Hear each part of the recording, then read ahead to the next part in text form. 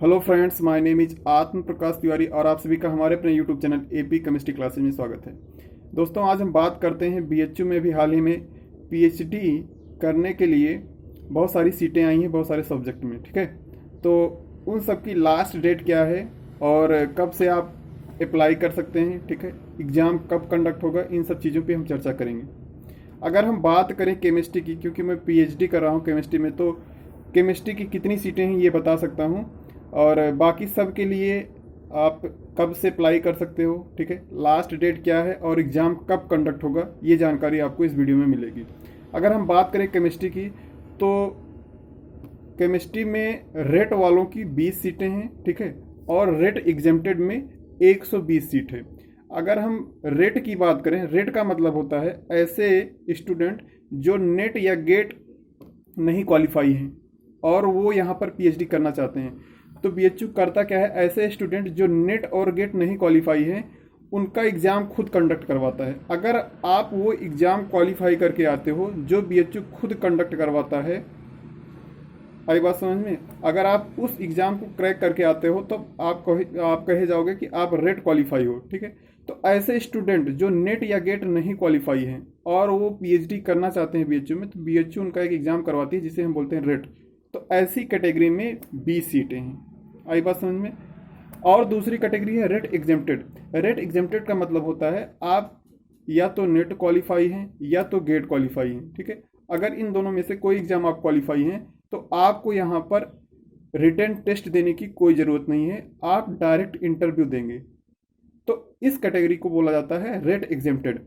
Rate exempted वाली category में इस बार जो सीटें हैं वो हैं 120, आई बात समझ में।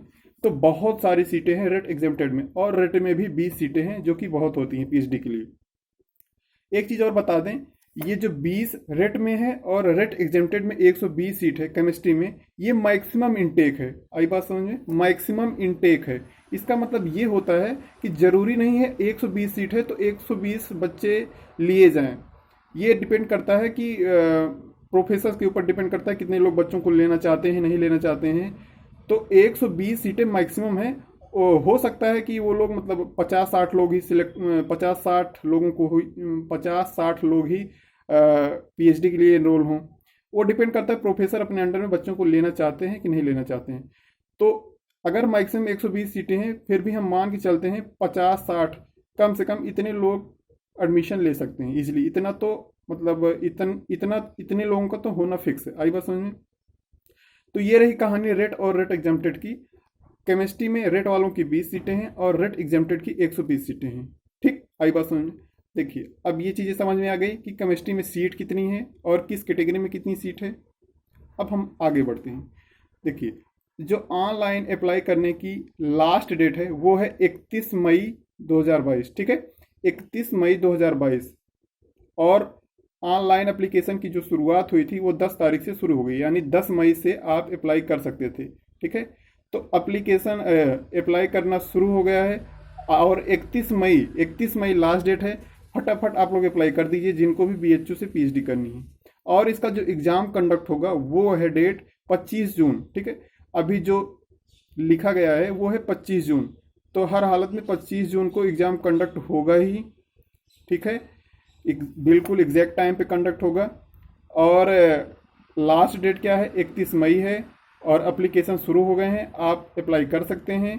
और जो एप्लीकेशन फ़ीस है वो 400 रुपीज़ है। इतनी सारी जानकारी देनी थी आपको।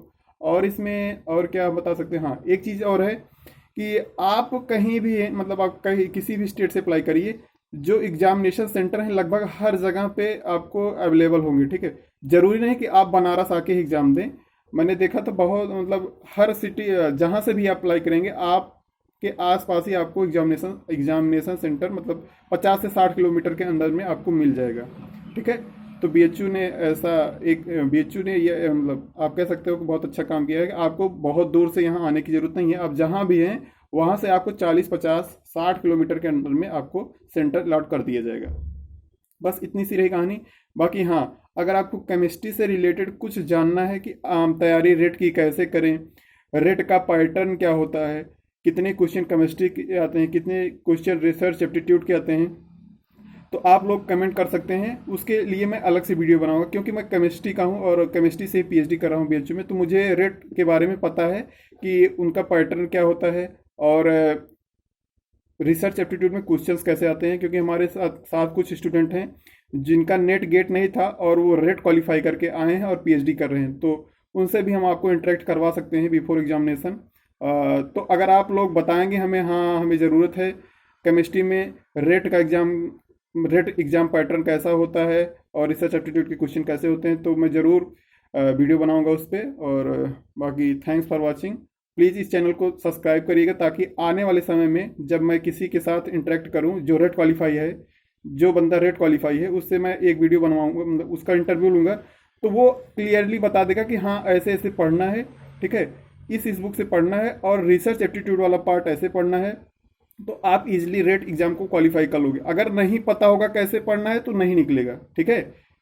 अगर नहीं पता है कैसे पढ़ना है तो रेट आप क्वालिफाई नहीं कर पाओगे। बट अगर कोई बता दिया, क्योंकि यहाँ जो क्वालिफाई करके आया है वही अच्छे से बता सकता है, या मैं बता सकता हूँ क्योंकि मैं यहाँ से पीएचडी कर रहा हूँ, तो प्लीज़ आप लोग जुड़े रहिएगा इस चैनल से, तो आपको बहुत ज़्यादा फायदा होने वाला है, ठीक है। तो थैंक्स फॉर वॉचिंग।